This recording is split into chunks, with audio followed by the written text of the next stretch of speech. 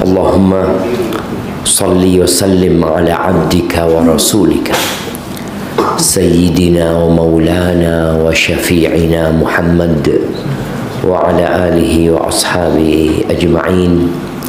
Amma ba'd. Di antara nikmat agung yang Allah berikan kepada kita adalah nikmat lisan. Kita bisa ngomong dan kita bisa melihat.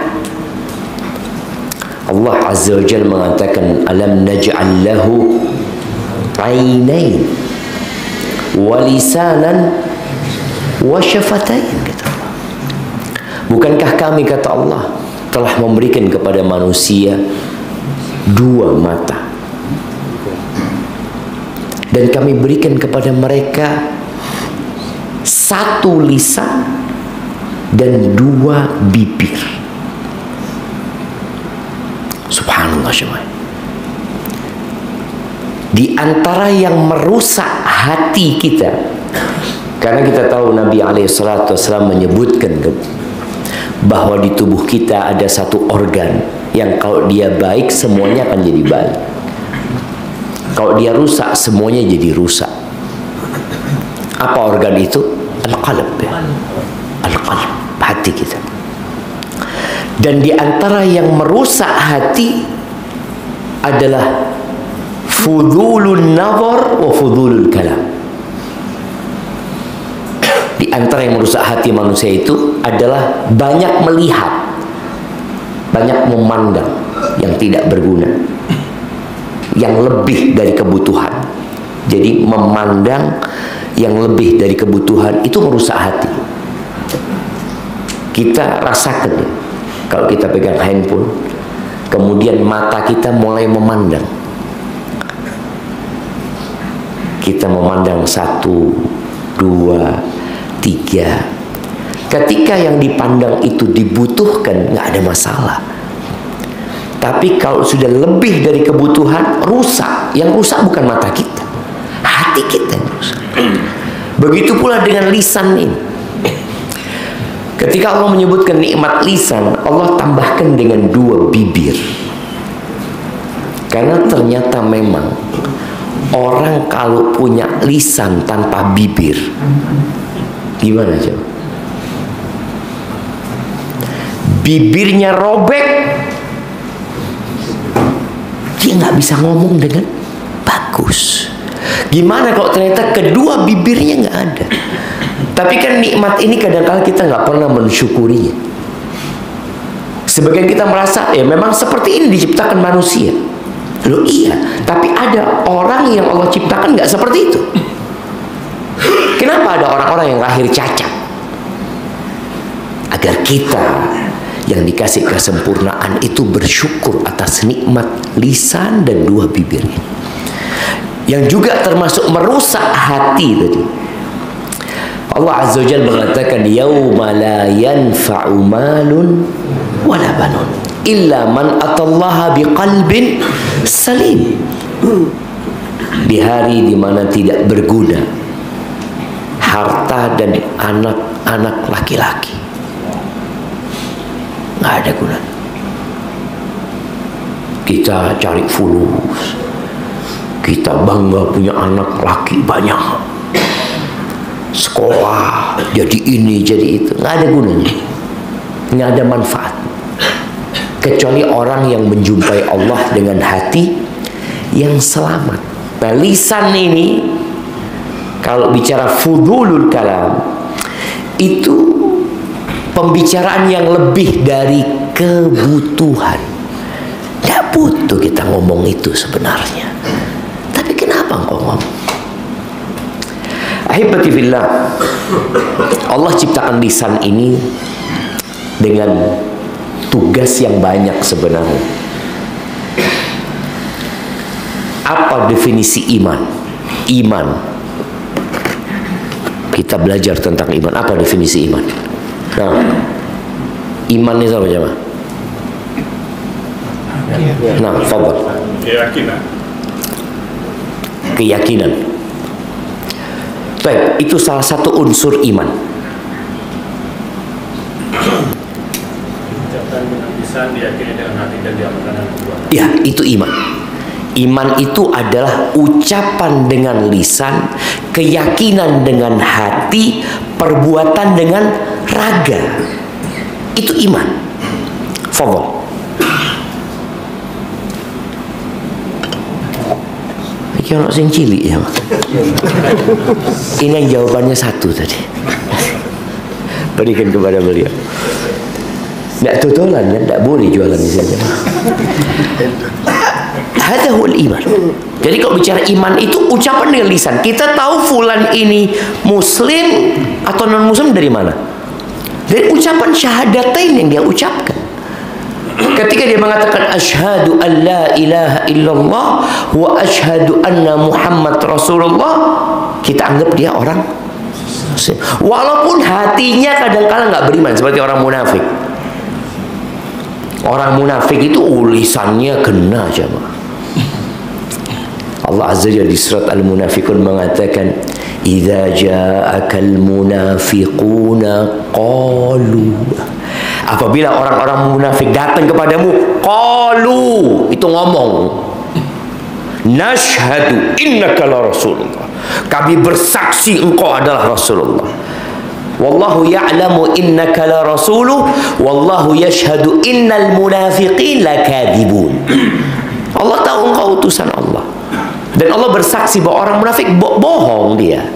Tapi lisannya mengatakan, aku bersaksi, kami bersaksi engkau adalah Rasulullah. Jadi lisan ini punya tugas yang agung.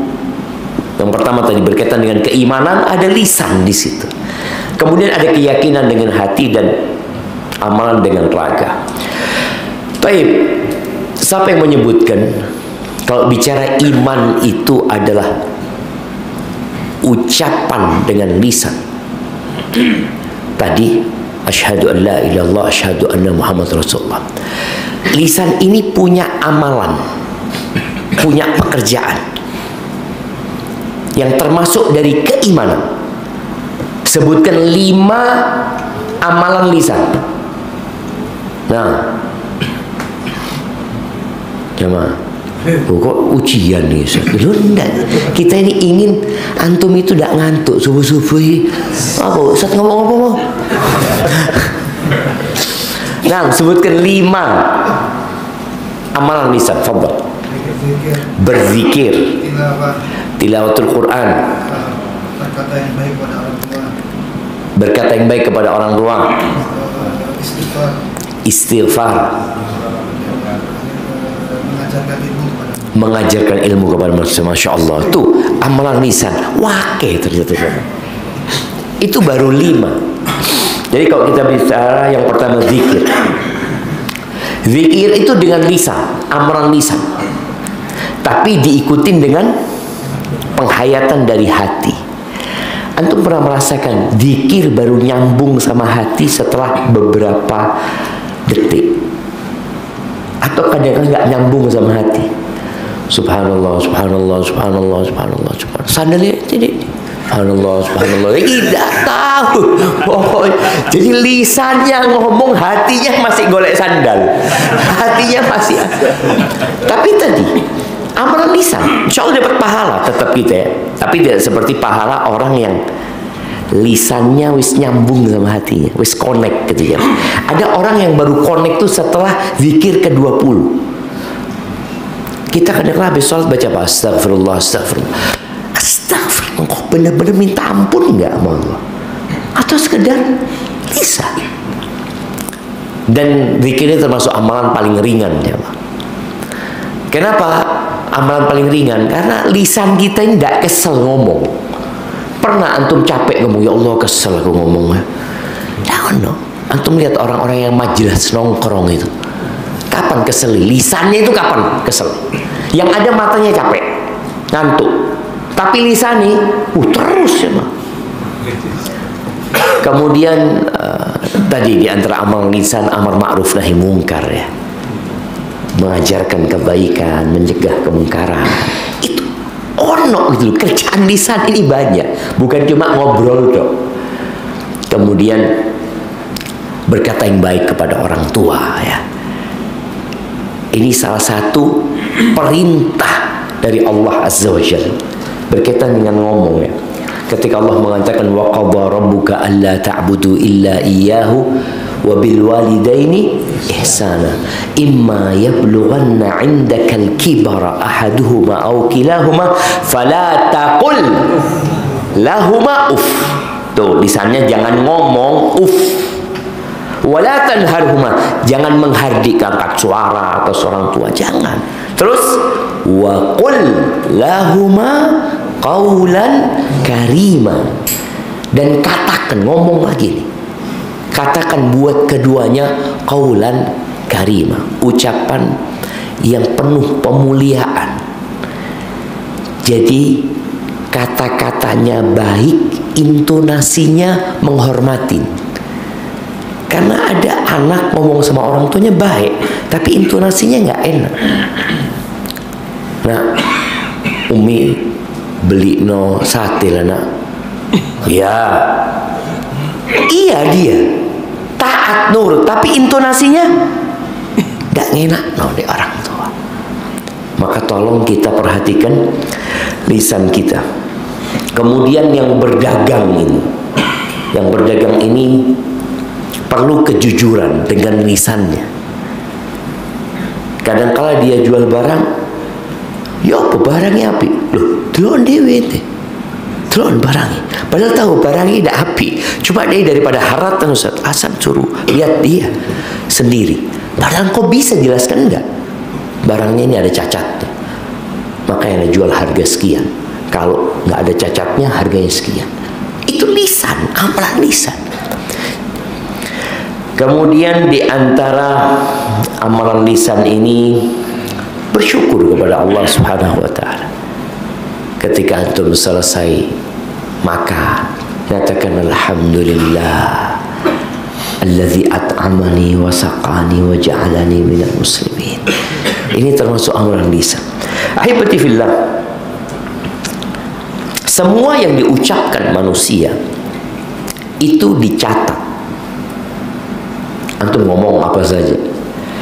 Di surat Qaf ayat 18 Allah mengatakan ma yalfidhu min qaulin illa ladaihi raqibun atid.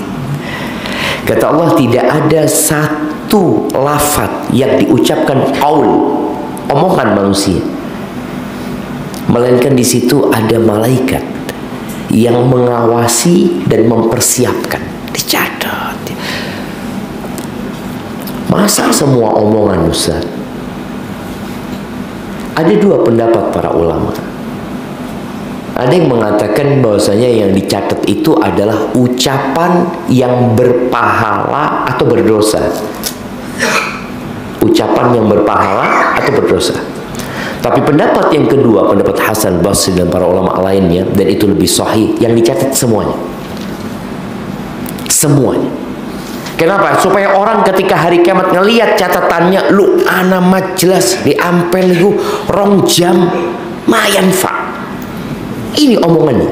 Memang tidak dosa, tapi mayan fa. Cerita kono, cerita ini. Tahu dia baca Quran 2 jam dapat berapa juz ya? Berapa juz?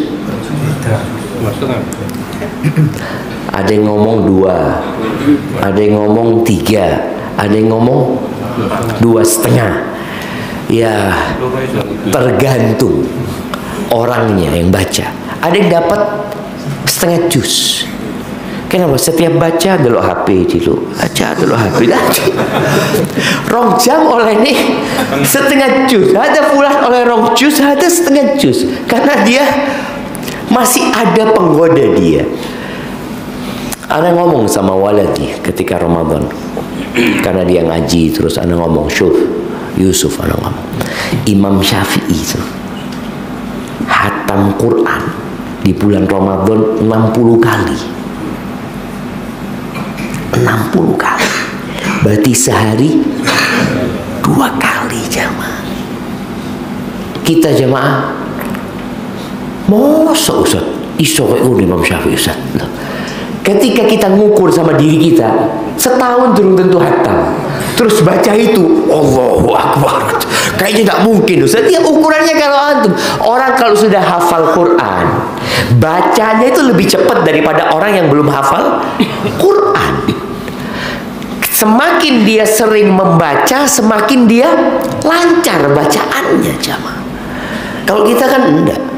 Makanya tadi ketika bicara semua omongan dicatat, kalau orang dulu mungkin dia akan merasa bingung, ya apa nyatet malaikat ya, kok iso. Sekarang antum misalkan sejak adanya handphone, sejak adanya alat perekam, semuanya direkam. Dan Allah Azza wa Jalla ala kulli syai'in qadir.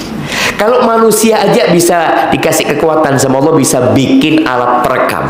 Jadi kalau antum ngomong 2 jam, semuanya direkam sampai apa aja bisa. Sampai orang kalau yang bikin video itu akan menghilangkan suara-suara itu. Dihilangkan tuh. Dimontaj itu. Akan dicatat sama semuanya. Dan Rasul sallallahu alaihi wasallam ketika ditanya oleh Mu'ad bin Jabal, Mu'ad pernah datang kepada Nabi SAW bertanya, ya Rasulullah, dullani ala amalin yudkhilunil jannah wa yuba'iduni annar. Tuh sahabat radhiyallahu anhu kalau minta amalan itu, minta amalan yang benar-benar sangat tinggi nilainya. Kita kadang-kadang datang, Ustaz, ana minta amalan Ustaz supaya cetek jodohnya itu, Ustaz. Ada yang amalan supaya cepat punya anak, Ustaz. Ana minta amalan supaya lancar sukuni, Ustaz. Amalan-amalan yang rata-rata urusan dengan dunia. Mu'ad mengatakan, ya Rasulullah, tunjukkan kepada aku amalan yang memasukkan aku ke surga dan menjauhkan aku dari api neraka. Apa kata Nabi SAW? Laqad sa'alta an azim. Engkau telah bertanya sebuah pertanyaan yang besar, yang agung sekali, yang berat. Wa innahu la yasirun ala man yassarallahu alaihi. Tapi itu akan jadi mudah sebenarnya buat orang yang Allah memudahkan bagi orang itu. Intinya pertolongan Allah SWT. Kemudian Nabi SAW menjelaskan tentang rukun Islam. Yang perlu kalau engkau mau masuk surga ya rukun Islam. Setelah itu dikasih amalan lagi yang sunnah-sunnah. Setelah itu ada penjelasan tentang beberapa amalan dalam agama ini. Terakhir Nabi SAW mengatakan kepada Mu'ad bin Jabal, afala adulluka ala milaki dzalika kulli. Engkau mau nggak aku kasih amalan yang mengumpulkan semuanya yang tadi udah dijelasin itu. Artinya insya Allah selamat masuk surga, jauhkan dari neraka. Iya, bala ya Rasul, tentu ya Rasulullah, kata dia. Beliau alaihissalatu wassalam mengeluarkan lisannya, memegang lisannya. Beliau mengatakan, kuffa alaika hadza. Jaga lisan. Tahan. Untuk ngomong itu nahan, disuruh nahan diri. Karena orang itu kalau ngomong enak aja. Orang kalau cerita, rakshe, ya, ini itu, bergurau, santri enak. Kata Nabi SAW, kuffa alaika. Tahan lisanmu. Heran buat jemaah. Lalu dia mengatakan, ya Rasulullah, alaika salatu wassalam, ya Rasulullah, wa inna la mu'akhaduna bima natakallamu bihi. Apakah kita akan dihukum gara-gara omongan kita? Kan kadang-kadang orang berpikir, doanya cuma soft Ustaz. Enggak tenanan Ustaz. Anak kan enggak mukul Ustaz, cuma ngomong. Kadang-kadang seperti itu. Apa kata Nabi SAW? Sakilatka ummuka ya Mu'ad. Ini kalau arti secara bahasa, ibumu kehilangan engkau Mu'ad. Maksudnya teguran keras buat Mu'ad tentang masalah omongan ini. Kok Mu'ad nggak sampai sana gitu loh ilmunya itu. Sakilatka ummuka ya Mu'ad wa hal yakubun nas fin nari ala wujuhim aw qala ala manakhirihim illa hasaidu alsinati. Mu'ad, orang-orang yang tersungkur di atas wajahnya, di hidung mereka, di dalam neraka, banyak orang yang masuk neraka itu tidak lain hanya gara-gara hasil dari omongan mereka. Omongan mereka. Maka jangan sampai kita ini rajin sholat, rajin puasa, rajin bersedekah, tapi tidak jaga lisan kita, bisa jadi neraka tempat kita. Di hadis Abu Hurairah radhiyallahu taala anhu, ada sahabat yang bertanya kepada Nabi SAW tentang fulana. Ada fulana ya Rasulullah, taqumul lail wa tasumun nahar wa tatasaddaq. Ada fulana ya Rasulullah rajin sholat malam. Jadi bukan sholat 5 waktu lagi. Kalau dari penjelasan Nabi alaihissalam kepada Mu'ad tentang sholat 5 waktu yang masuk rukun Islam, kemudian tentang sholat malam, perempuan ini sudah sholat 5 waktu plus sholat malam. Kemudian tasumun nahar, rajin puasa sunnah. Orang kan berpikir kalau rajin puasa sunnah akan masuk surga dari pintu mana? Ar-Rayyan, Masya Allah. Wa tatasaddaq, rajin sedekah, akan masuk dari pintu mana? Pintu sedekah dia. Cuma masalahnya dia itu ya Rasulullah, tu'zi jiradaha bilisaniha. Ini ngomong pedas benar.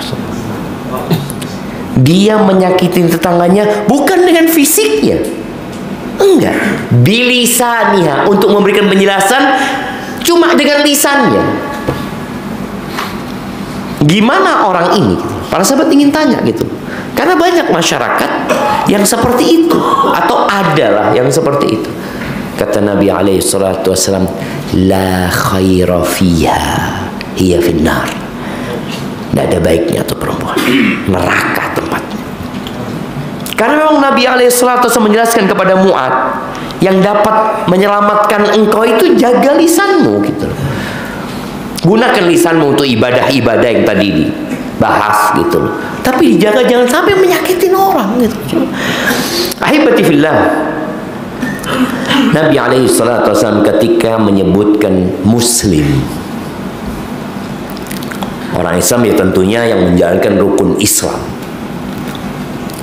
Tapi bagaimana muslim itu hidup bermasyarakat? Kata Nabi SAW, al-muslimu man salimal muslimuna min lisanihi wa yadihi. Muslim itu adalah orang yang menjaga lisannya, yang orang lain selamat dari gangguan lisannya dan tangannya. Dia tidak membuli orang lain, tidak secara verbal, tidak secara fisik. Kita ini sekarang hidup di zaman bullying ya. Sebenarnya bullying itu bermula dari rumah. Jadi kalau kita punya anak nanti suka membuli orang, boleh jadi kita sumbernya yang menyebabkan dia tumbuh kembang seperti itu. Karena kita suka membuli dia, kita suka merendahkan dia. Maka tolong orang tua ini kalau ngomong sama anaknya yang positif.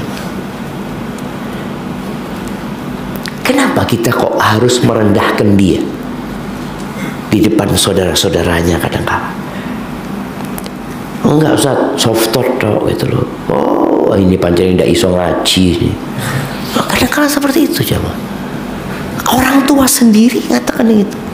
Aduh, ini ndak bisa baca sampai sekarang ini. Padahal kita mungkin harapannya dengan omongan itu akan memotivasi dia untuk belajar lebih semangat lagi. Tapi ternyata enggak. Dia menyimpan sesuatu di hatinya yang dia nanti akan melakukan itu kepada kawan-kawannya.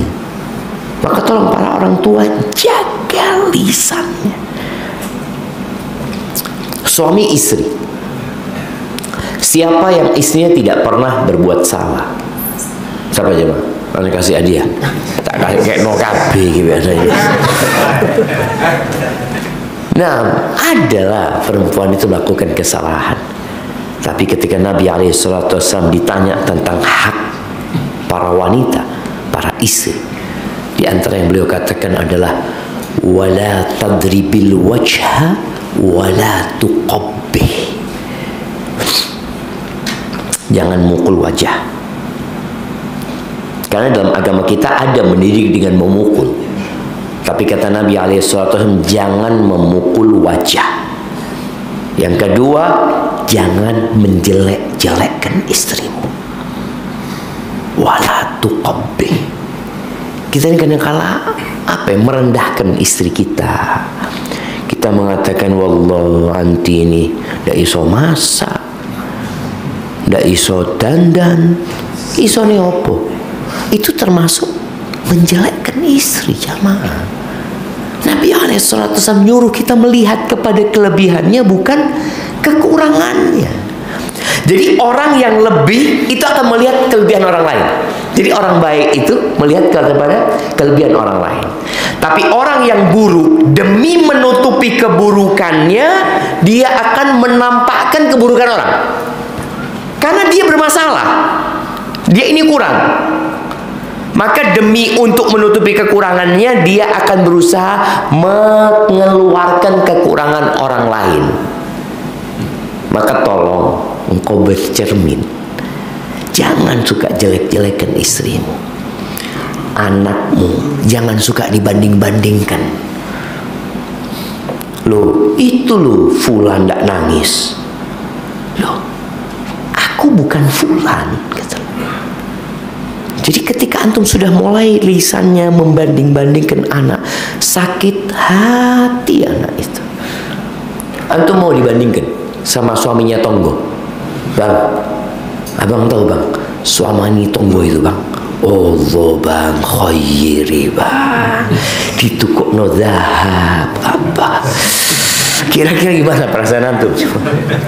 Ada seorang perempuan ngomong sama suaminya, bang, kau tahu bang, fulana yang meninggal itu, iya kata dia, subhanallah bang, sama suaminya dibangun masjid wakaf atas nama dia bang. Apa kata rijalnya ini? Ana itu sudah menyiapkan juga tanah, cuma ente tidak mati-mati. Ana juga mau bangunkan masjid gitu. Jadi loro hati dibanding-banding. Subhanallah, jangan. Ketika antum tahu sakit hati dibandingkan dengan lisan itu, maka tolong jangan bandingkan istrimu sama istrinya orang lain. Jangan bandingkan anakmu dengan kakaknya, dengan adiknya, apalagi sama anaknya orang. Ada seorang ayah ini, anaknya pulang dari sekolah, selesai ujian, dia dapat rapot, dia serahkan ke abahnya. Bah, alhamdulillah bah, nilainya ya A, nilainya 96 atau A plus saja. Masya Allah nah, barakallahu fikum nah, dicium sama. Terus bapaknya ngeliat, ternyata anaknya juara 3. Loh, kok juara 3 kok nak? Kok bukan juara 1? Mulai dia membandingkan. Jadi kebanggaan orang tuanya hilang, kesenangan anak ini hilang. Maka ketika anak itu juara 3, juara 7, Masya Allah nak, barakallahu fikum, semangat nak ya, mudah-mudahan kau bisa lebih baik lagi nak, bapak senang sama kau nak. Jangan dibandingkan dengan anaknya fulan. Siapa yang juara 1? Fulan. Loh, kok nggak bisa kayak fulan? Jangan. Kesian anak itu jamaah. Engkau sudah merusak kegembiraan dia, dan engkau pun jadi nggak gembira. Tapi ketika memandang bahwa saya anaknya Masya Allah mau juara berapapun, ya Allah jamaah ya. Ada satu orang jamaah, Ana baru dengar cerita, ada satu orang, dia katakan kuliah anak ini di salah satu lembaga di Jakarta. Dia itu kuliah di dakwah, dia itu juara terakhir.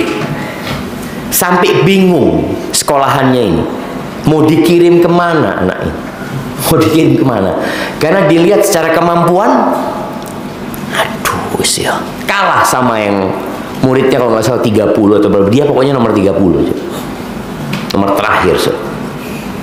Akhirnya sama gurunya sebelum dikirim ke Papua untuk berdakwah.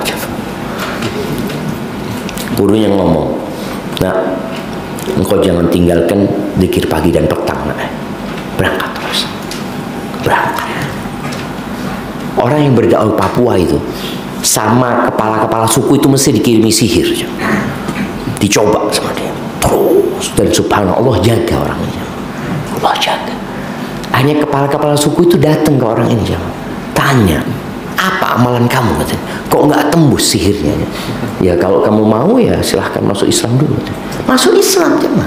Artinya orang yang paling rendah secara akademik ya, mungkin hafalan dia rendah, ternyata Allah kasih barokah di tempat lainnya gitu. Jadi kita jangan pernah membandingkan anak kita sama anak siapapun.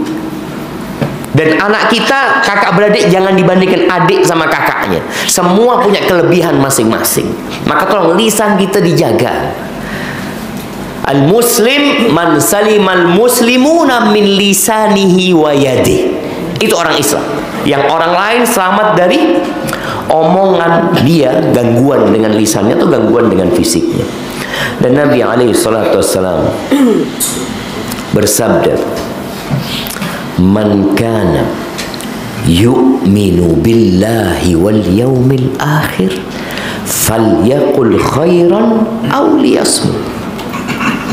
Barang siapa yang beriman kepada Allah dan hari akhir, maka hendaklah dia berkata yang baik atau diam.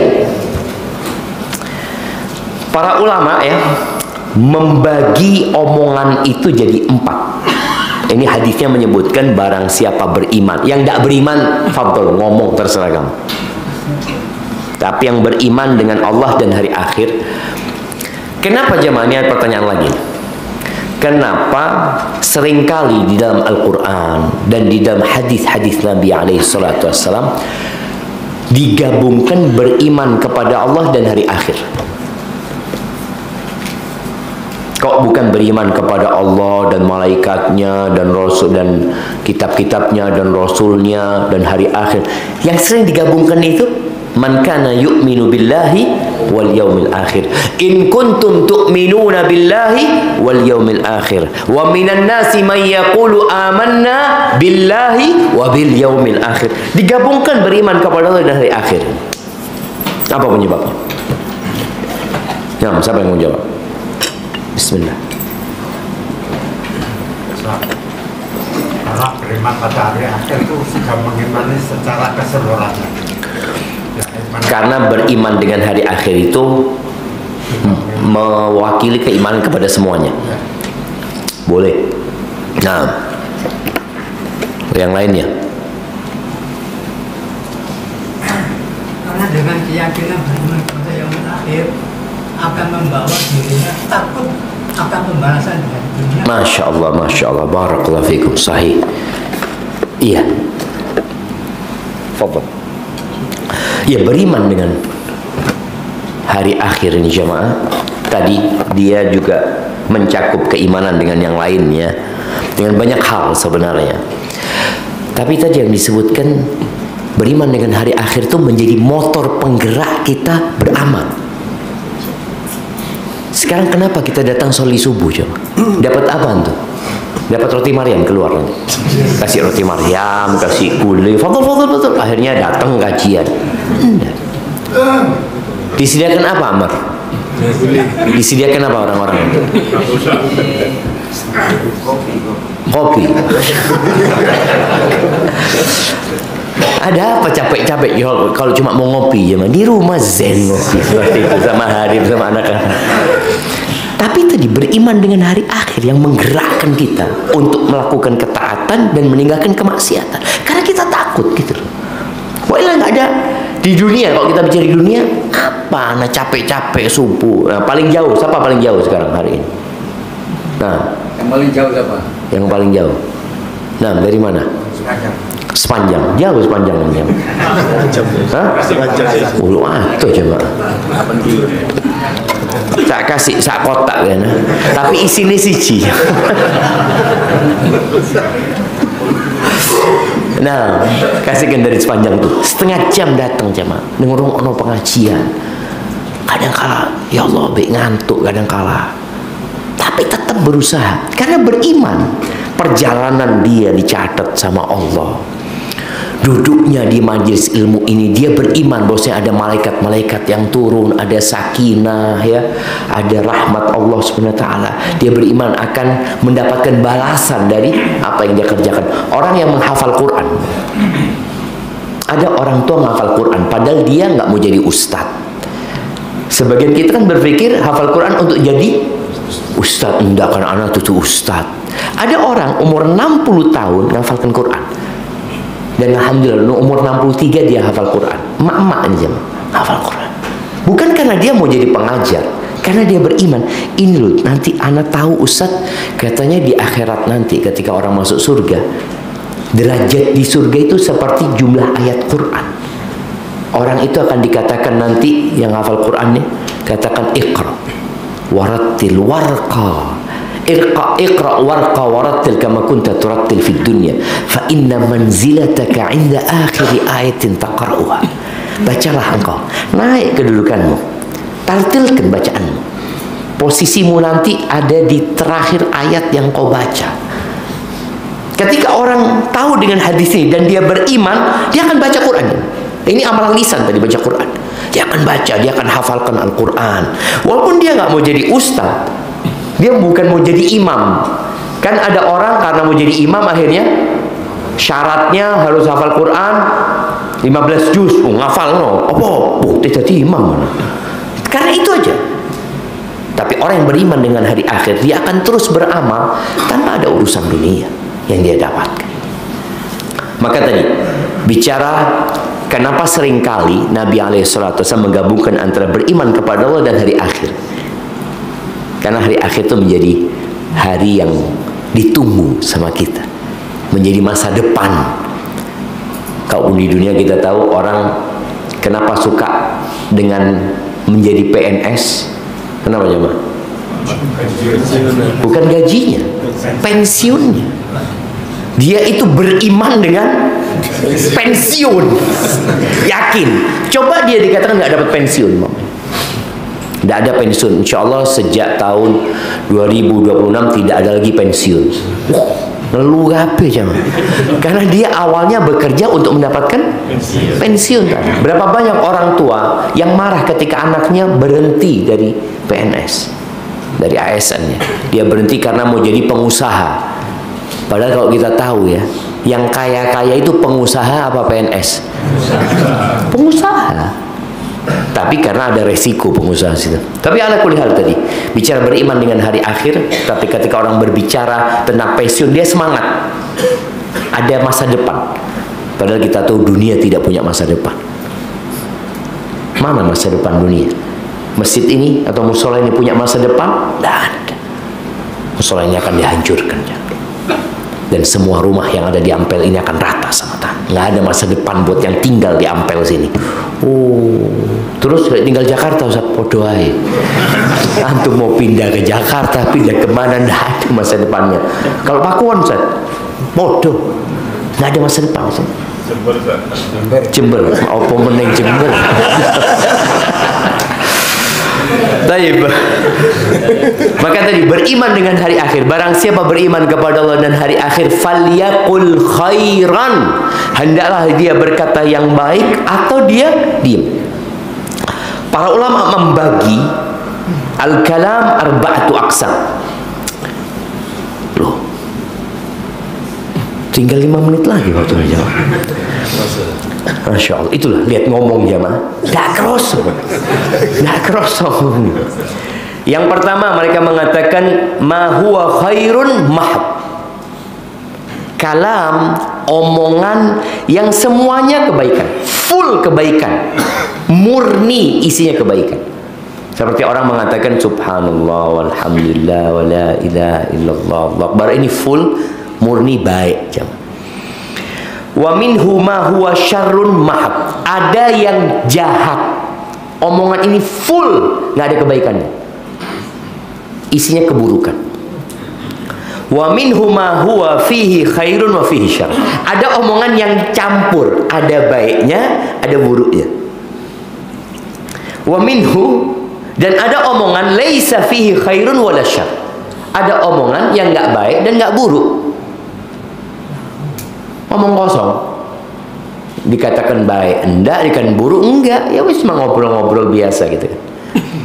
Baik. Hadis Nabi SAW itu, barang siapa yang beriman kepada Allah dan hari akhir, hendaklah berkata yang baik atau diam. Yang mana aja? Dari 4 ucapannya. Yang pertama aja kan. Kalau yang benar-benar buruk ya tinggalkan. Kalau campur baik sama buruk, ya tinggalkan. Kalau tidak baik dengan yang buruk, ya tidak usah diomong, no. Terus nikmat jelas ngomong, Ustaz. Yang baik-baik. Kalau bisa yang baik. Yang baik saja, isinya baik saja, kadang-kadang nggak selamat dari riya, dari ujub. Ini yang benar-benar baik, belum tentu selamat dari ujub. Maka kita harus benar-benar hati-hati ngomong, jemaah. Ahibati fillah, ada sebuah asar dari Umar bin Khattab radhiyallahu anhu ya, yang diriwayatkan oleh Tabrani. Ahnaf bin Qais berkata, qala li Umar, Umar pernah berkata kepada aku, kasih nasihatnya, ya Ahnaf, wahai Ahnaf. Siapa yang namanya Ahnaf di sini? Ada yang namanya Ahnaf? Anda kasih hadiah. Ya Ahnaf, man kathura dhahikuhu qallat haibatuh. Wahai Ahnaf, orang yang banyak ketawanya, itu karismanya turun. Orang yang banyak ketawa, karismanya itu turun. Waman mazaha ustukhiffa bih. Siapa yang sering kuyon, sering gurau, akhirnya diremehkan sama orang. Waman kathura kalamuhu kathura saqatu. Barang siapa yang banyak ngomong, maka banyak salahnya. Yang banyak ngomong, kayak ustadz itu rawan salah, karena banyak ngomong. Apalagi kalau omongan itu omongannya tadi, orang itu sekapan orang tuh ngobrol biasanya, Bang. Nih buat suami-suami ya, nasihat. Nabi SAW itu membenci tidur sebelum isya dan ngobrol setelah isya. Orang biasanya ngobrol kapan? Setelah isya. Kafe-kafe itu buka kapan? Malam. Nabi membenci, karena orang kalau tidur sebelum isya takut-takut ketiduran, nggak sholat isya dia. Oh nanti anak insya Allah sholat jam berapa? Ya insya Allah lah jam 11-an lah. Tahu-tahu bangun adzan subuh, ya Allah, subuh ternyata. Orang yang ngobrol setelah isya itu kapan berhentinya?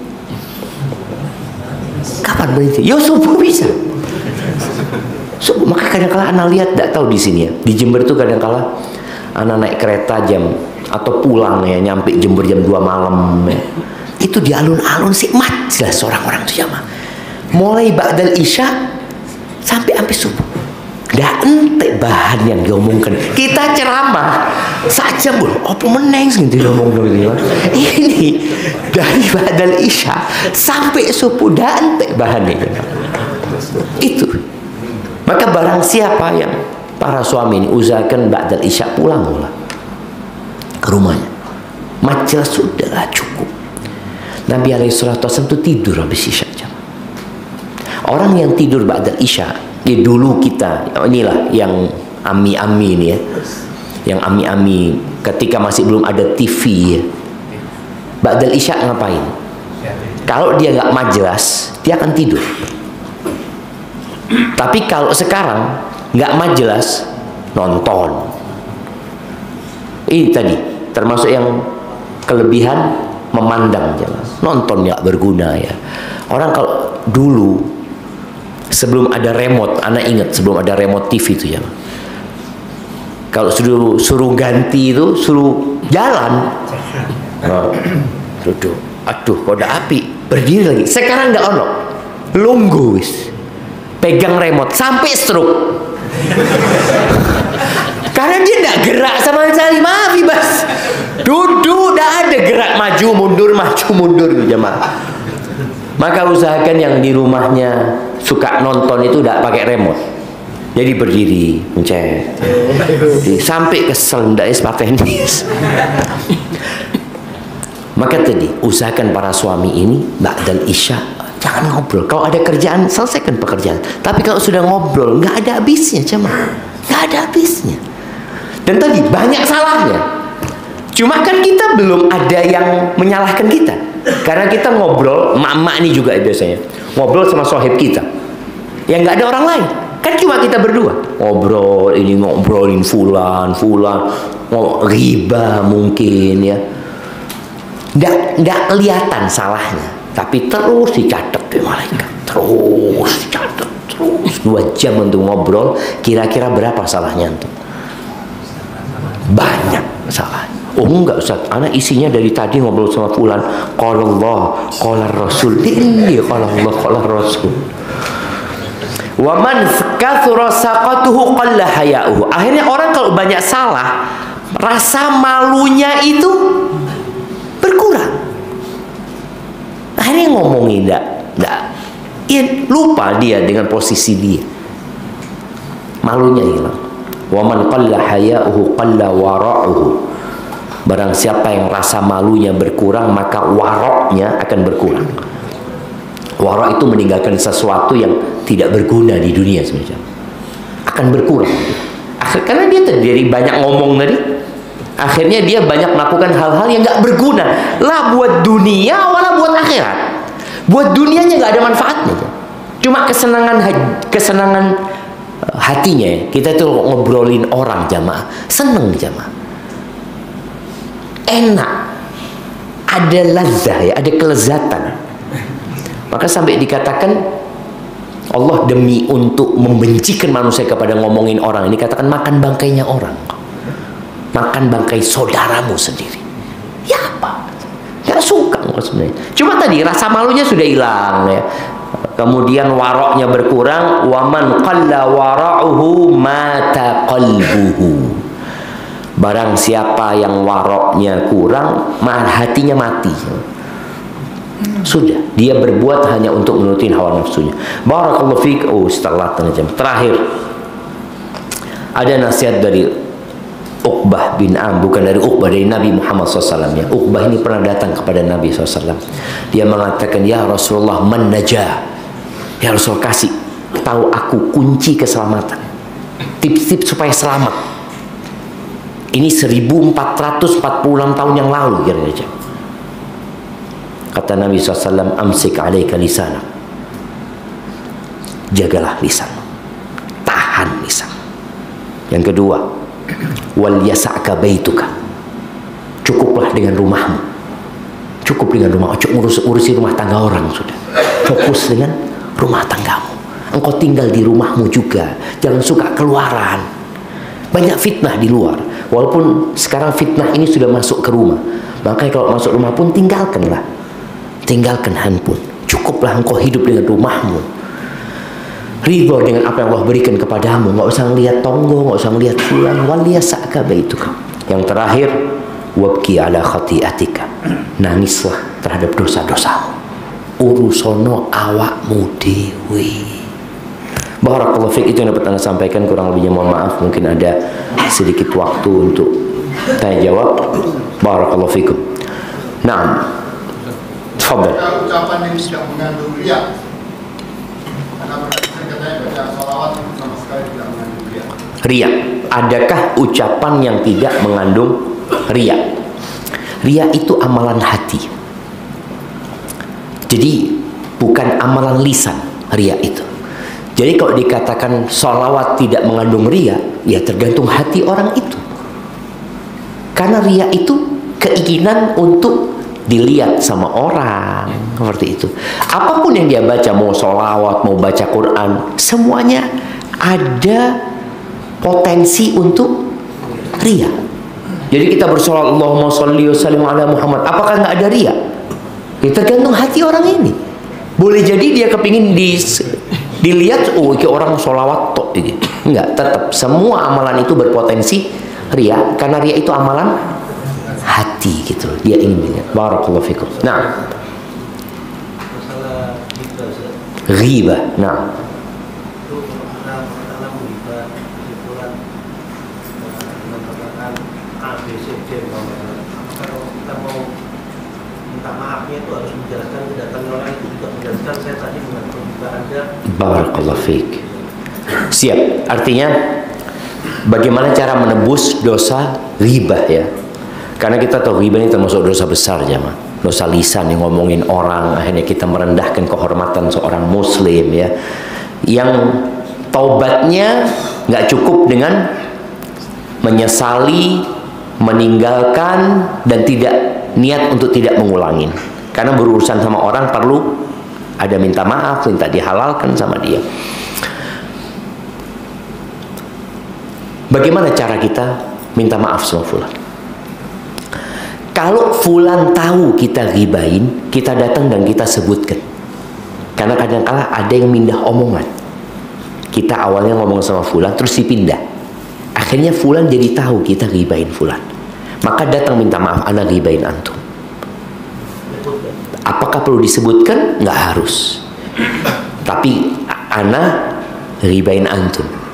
Karena dia tahu, dia tahu sudah kita ghibahin dia, maka kita minta maaf sama dia. Nggak perlu nyebutkan tentang ini, nggak perlu, karena hanya akan menambah sakit hati dia. Kalau dia nggak tahu, jangan sebutkan. Datang aja minta maaf ya, kayaknya anak punya banyak salah sama antum ya, barakallahu fiik. Soalnya kalau kita ngomong anak pernah ghibahin antum, hubungan yang awalnya baik jadi rusak. Maka tetap kita minta maaf tanpa menyebutkan anak ghibahin antum. Tapi kalau kita ngambil barangnya dia, balik no. Ojo anak itu sone be antum ya, padahal kita itu harus balik no gitu. Barakallahu fikum. Nah, yang tanya Usman sama sih. Masya Allah, barakallahu fikum. Bagaimana membedakan antara qaul haq wal kalam murad dalam menyakiti? Bagaimana membedakan antara ucapan kebenaran yang pahit ya dengan menyakiti? Yang pertama perlu dilihat niat kita. Innamal a'malu binniyat. Kemudian yang kedua, cara menyampaikan. Karena ada orang menyampaikan kebenaran nyakiti. Padahal dia bisa dengan cara yang santun, seperti itu ya. Umpamanya ngasih tahu orang nih, anak akan sampaikan kebenaran, fulan berbuat salah di depan orang lain. Itu menyakiti. Padahal ucapannya hak. Tapi karena tata caranya tidak santun, tidak hikmah, engkau tidak mengatakan kebenaran. Atau tetap dia mengatakan kebenaran, tapi caranya nggak benar gitu loh. Al-Imam Syafi'i mengatakannya, ta'ammaddi binushika fin firadin wa jannibni nasiha fil jamaah. Kata Imam Syafi'i, ini Imam Syafi'i sekelas Imam Syafi'i. Engkau kalau mau ngasih nasihat ana, tolong ketika ana sendirian. Hindari ngasih nasihat ana di depan jamaah, depan orang. Fa innan nusha bainan nasi nau'un minat taubihi la ardut sima. Karena kalau ngasih nasihat kepada ana di depan orang, itu pelecehan. Itu pelecehan dan aku nggak mau denger gitu loh. Maka tadi ketika engkau ingin mengatakan kebenaran, tata caranya harus benar, niatnya harus baik. Itu kita bisa membedakan. Walaupun kalau kita ngasih tahu orang, rata-rata orang itu kalau dikasih tahu ya sakit hati gitu loh. Tapi kalau cara kita baik, paling enggak dia tahu kalau anak ini sayang sama antum. Boleh jadi kita ngomongnya seperti Nabi SAW waktu mau ngasih nasihat Mu'ad bin Jabal ya. Beliau mengatakan, Wallahi ya Mu'ad inni uhibbuk, demi Allah aku cinta sama kau Mu'ad, engkau amalkan ini ya. Kasih nasihat sama Abu Dzar. Abu Dzar ini sahabat Nabi yang memiliki kelemahan. Maka Nabi SAW mengatakan kepada Abu Dzar, ya Abu Dzar, wallahi inni uhibbuk, wahai Abu Dzar, aku cinta sama engkau, jangan pernah engkau menjadi pemimpin walaupun kepada 2 orang, jangan mau. Itu karena tahu engkau nanti bermasalah gitu. Oh cois. Maka kita pun ya tadi jangan di depan orang ngasih nasihatnya, antara kita sama dia. Jadi ucapan kebenaran kalau caranya benar, niatnya baik, insya Allah jadi baik. Barakallahu fikum. Nah, ya. Terkait dengan Imam Syafi'i yang menghatamkan Al-Quran sehari 2 kali. Allahumma salli wa sallim ala nabiyina. Menyampaikan sebaiknya tidak menghatamkan Al-Quran kurang dari 3 hari.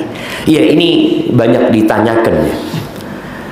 Al-Imam An-Nawawi membahas hal itu ya dalam kitabnya Tibyan, dan juga kalau nggak salah Ibnu Rajab dalam kitabnya Lataiful Ma'arif ya. Mereka menyebutkan bahwa larangan Nabi SAW, larangan kalau selalu sepanjang tahun gitu loh. Tapi kalau di momentum-momentum tersendiri di mana ada fadilah di sana dan tidak terus-terusan, maka nggak masalah. Kenapa? Karena terbukti para ulama ngamalkan seperti itu. Tapi jangan tiap hari kita hatam, ya enggak. Kita kalau bisa ya paling cepat 3 kali atau 3 hari sekali ya kita hatam di hari-hari biasa. Tapi di momentum yang sangat mulia, yang biasanya memang orang itu akhirnya tidak bekerja, dia fokus cuma dengan Quran, seperti orang itikaf. Ya wis, nggak ngapa-ngapain dia, ya fokus baca Quran seperti itu. Barakallahu fikum. Nah, Tetap tadi membahas tentang masalah membandingkan. iya. Apakah termasuk membandingkan kalau kita menasihati keluarga dengan mengambil kisah-kisah para nabi, para sahabat? Karena kadang-kadang mereka mengatakan, loh, aku membandingkan, itu kan sahabat. Gimana? Iya, jadi bahasa membandingkan itu tergantung bagaimana kita menyampaikannya. Kalau kita cerita tentang para sahabat Nabi, cerita para nabi seperti itu, dan Allah menyuruh kita faksusil, ceritakan cerita itu. Di situ ada pelajaran, bukan membandingkan. Bahasanya itu bukan membandingkan, karena nggak mungkin dibandingkan sama Nabi Muhammad SAW, dibandingkan sama Abu Bakar. Kalau orang tua awakmu itu kok iso koyo Abu Bakar, ya salah orang tuanya. Tapi kalau kita cerita tentang Abu Bakar kepada anak kita, cerita biar dia menyimpulkan, bukan kita membandingkan dia sama Abu Bakar. Jadi tata cara menceritakannya, umpamanya kita cerita tentang Bilal bin Rabah ya. Bilal bin Rabah, Masya Allah nak, Bilal bin Rabah itu setiap kali batal wudhu dia akan berwudhu ya, kemudian dia akan sholat. Masya Allah, sudah kayak gitu ceritanya. Tapi kalau kita mengatakan engkau itu harus kayak Bilal nak, lu sopo, aku sopo Bilal pak. Maka itu cara menyampaikannya saja. Barakallahu fikum. Nah, definisi ghibah itu menyebutkan dengan nama atau tidak menyebutkan? Oke, definisi ghibah itu menyebutkan dengan nama atau tidak. Nabi SAW ketika menyampaikan tentang ghibah, beliau mengatakan dzikruka akhaka bima yakrah. Engkau menyebutkan tentang saudaramu apa yang dia tidak sukai, itu ghibah. Sesuatu yang ada pada dia dan dia nggak suka diomongin hal itu ghibah. Baik. Berarti akhaka, saudaramu, orang itu diketahui nama atau inisial. Kita ngomong sama fulan, syuf ya, anak ini mau cerita, anak nggak mau sebut nama, tapi antum tahu semua kan? Itu ya bodoh hai, nggak sebut nama tapi semuanya tahu, itu ghibah. Tapi kalau kita nyebutkan kepada syuf, ada fulan, mereka nggak tahu. Kita menyebutkan ini hanya untuk diambil pelajarannya, itu nggak masalah. Tapi kalau kita sudah orang-orang yang diajak ngomong tahu yang kita akan bicarakan, jangan. Itu jadi yang ghibah, walaupun nggak nyebut nama ya, nggak nyebut nama. Barakallahu fikum. Nah,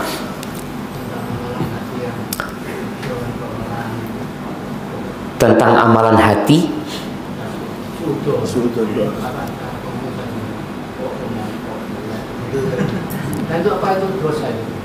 Dalam hati.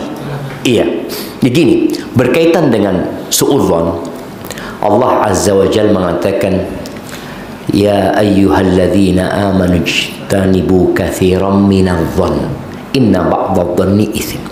Jadi ketika orang berprasangka buruk kepada orang lain ya, maka dia akan jadi berdosa nantinya kalau dia nggak tahan. Kan ada omongan hati yang kita tahan, enggak, insya Allah fulan enggak seperti yang aku sangkakan. Karena orang kalau sudah suudzon, nanti akan berlanjut suudzon ini.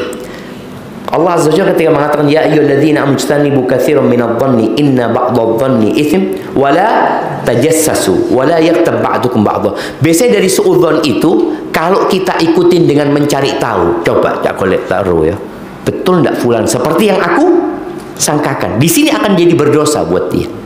Tapi kalau suudzon dia tahan, maka aman. Maksudnya dia tahan, berusaha untuk berhusnudzon sama orang itu. Jangan sampai keluar di lisan nanti ngomong.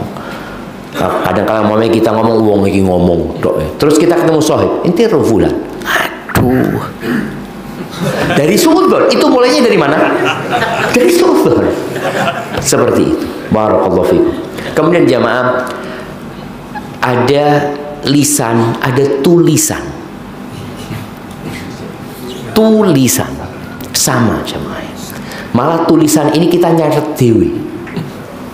Kalau lisan ikut dicatat malaikat, tulisan antum nyatet dewi. Antum nyatet sendiri amalan antum. Tulis. Artinya lebih bahaya lagi kalau lisan kadang-kala hilang. Wis mari omongan nih, orang itu mati selesai. Tapi kalau tulisan, wallah antum mati 20 tahun yang lalu, kadang-kala tulisan itu masih ada. Maka hati-hati dengan tulisan, karena masanya berbeda. Di masa lalu itu nggak semua orang bisa menulis, tapi di masa sekarang semua orang bisa nulis. Dia ngomong, alhamdulillah Ustaz, anda tidak banyak ngomong sekarang Ustaz. Anda kalau komentar nulis. Ya iya komentar nulis. Barakallahu fiik, sudah jam 6:03 jamaah, itu yang dapat anda sampaikan. Kurang lebihnya mohon maaf, yang benar dari Allah Azza wa Jal, yang salah dari diri anda pribadi. Allah dan Rasul terbebaskan dari kesalahan itu. Subhanakallahumma bihamdika asyhadu an la ilaha illa anta astaghfiruka wa atubu ilaik. Assalamualaikum warahmatullahi wabarakatuh.